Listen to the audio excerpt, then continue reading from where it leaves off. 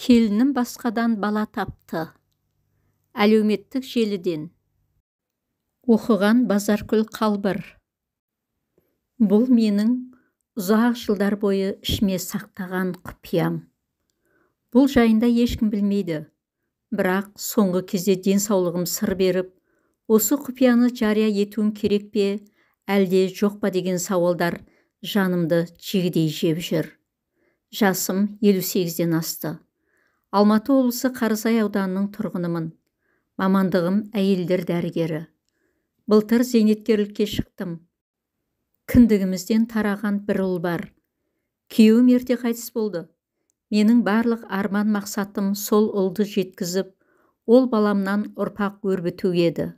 Бірақ ұлымнан өзім армандаған үбірлі-шүбірлі немере сүйе алмадым. Әңгімені басынан бастайын. Мен 30 жасқа енді аяқ басқанда күйеуім жол апатынан қайтыс болды. Бауырымда 1 жасқа енді толған ұлым бар. Жалғыз қалдым. Аяққа тұрып кету оңай болған жоқ. Өзімнің әке-шешем де ол кездері қартайып, егде тартқан болатын. Әйтеуір бауырларым көмектесіп, ес жиып, етек жинадық. Біртіндеп Алматы облысына қарай қоныс аударып, осы жақтан баспаналы болдық. Сөйтіп, тұрақты қызметке кіріп, ел қатарына қосыла бастадық. Ұлым мектепке барды. Одан кейін 11 жылдықты тәмамдады. Ел қатарлы жоғары оқу орнын бітірді. Қазір ұлымның жасы 28-ден асты. Алматыдағы банктердің бірінде менеджер қызметін атқарады. Келінім бар. Мамандығы мұғалім. Келінім Алматыдағы қыздар педагогикалық институтын бітірген. Шығыс Қазақстан облысының қызы. Ұлымды ерте үйлендірдім.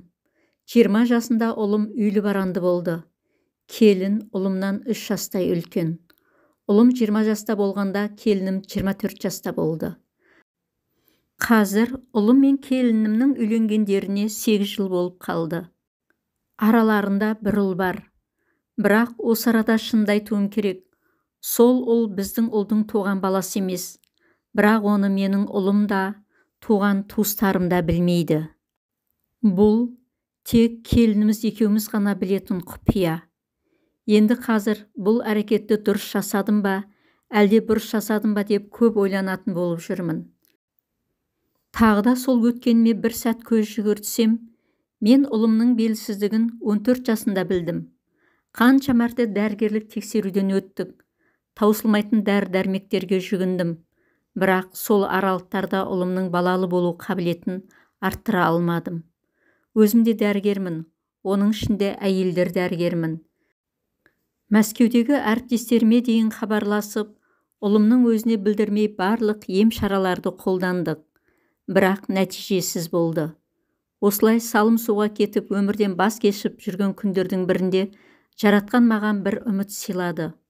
Ұлымның сөніп бара жатқан шырағы жанғандай болды.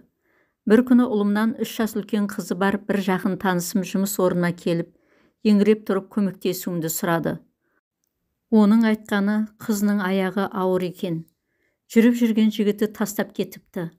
Қыздың шешесі әлгі жігітке барған екен, жігіт баланың әкесі мен емес деп басын алып қашып кеткен. Тексеріп көрдік. Жүктілік мерзімі 2 аптаға жетер-жетпес. Енді қыздың шешесі соны ешкімге білдіртпей баланы алдырту керек дейді. Жасан түстік жасатайын десе қолдарында қаржылары да жоқ. Амалсыз менің алдыма келіп отырған жайы бар. Әлгі оқиғаны естіп мен 3 күн ойландым. Сосын қыздың шешесіне хабарласып, қызын маған келіндікке беруді өтіндім. Мұндайды күтпеген қыздың шешесі аң-таң болды. Дереу қызы мен шешесін үйге қонаққа шақырып, ұлымен таныстырып, барлығын ептестіріп айналдырған 1 айға жетер-жетпестің ішінде аяғы ауыр қызды үйге келін қылып түсіріп алдым. Енді есебім бойынша 9 айға 1 апта жетпей келін босануы керек. Бірақ келініме бала жайлы әзірге тіс жармауды қатаң ескерттім.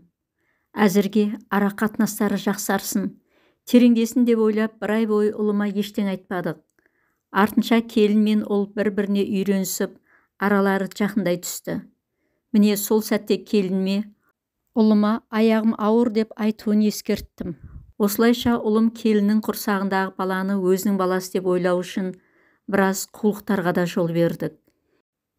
Келіннің уақыты таянып, 9 айға толған кезде дүниеге ұл әкелді. Ол босанған уақытта ұлыма уақытынан бұрын босанды, шала туып қалды деп салмағын, бойын сәл-сәл азайтып айттық. Ұлым үнемі жұмыс басты. Баланы емханаға апару, дәрігерлерге көрсету барлығы келінім екеуміздің міндетіміз болды. Бара-бара бұл баланы бөтендеуге қимай мен де әбден бауыр басып кеттім. Қазір немерем 7 жаста. Биыл мектеп табалдырығын аттады. Өзі зерек, ұқыпты болып өсіп келеді.